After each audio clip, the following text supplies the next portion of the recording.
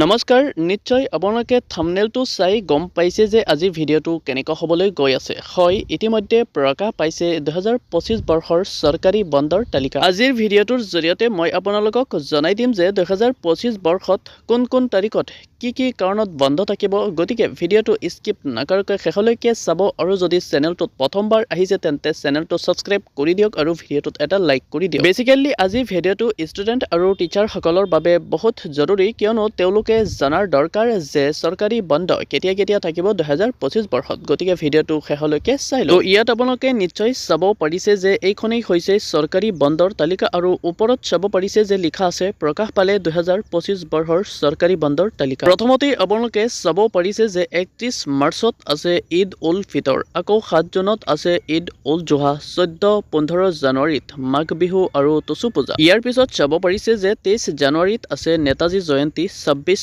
জানুৱাৰীত গণৰাজ্য দিৱস, 28 জানুৱাৰীত বাথৌ পূজা, 31 জানুৱাৰীত মেডাম মে। ইয়াৰ পিছত 12 জানুৱাৰীত আছে বীৰ চিলাৰায় দিৱস, 14 মাৰ্চত দৌল যাত্ৰা, আকৌ 14, 15 আৰু 16 এপ্ৰিলত বহাগ বিহু, 18 এপ্ৰিলত আছে গুড ফ্ৰাইডে। ইয়াৰ পিছত 21 এপ্ৰিলত আছে সতী সাধনী দিৱস, 28 এপ্ৰিলত দামোদৰ দেৱৰ তিথি, 1 মে'ত আছে মে দিৱস আৰু 12 মে'ত আছে বুদ্ধ পূৰ্ণিমা। ইয়াৰ পিছত চাব পাৰিছে যে 12 জুনত আছে শ্ৰী শ্ৰী মাধৱদেৱৰ তিথি, 15 আগষ্টত স্বাধীনতা দিৱস, 25 আগষ্টত শ্ৰীমন্ত শংকৰদেৱৰ তিৰুভাৱ তিথি। ইয়াৰ পিছত 3 ছেপ্টেম্বৰত আছে কৰম পূজা, 12 ছেপ্টেম্বৰত শ্ৰী শ্ৰী মাধৱদেৱৰ তিৰুভাৱ তিথি, 14 ছেপ্টেম্বৰত জন্মাষ্টমী। ইয়াৰ পিছত 29, 30 ছেপ্টেম্বৰ আৰু 1 অক্টোবৰত আছে দুৰ্গা পূজা, 2 অক্টোবৰত গান্ধী জয়ন্তী আৰু শংকৰ জন্মোৎসৱ, 18 অক্টোবৰত আছে কাতি বিহু, 20 অক্টোবৰত কালী পূজা দীপাৱলী, 23 অক্টোবৰত ভাতৃ দ্বিতীয়া, 28 অক্টোবৰত আছে ছট পূজা। ইয়াৰ পিছত 5 নৱেম্বৰত গুৰু নানকৰ জয়ন্তী, 6 অক্টোবৰত লক্ষ্মী পূজাৰ অৰ্ধচুটি,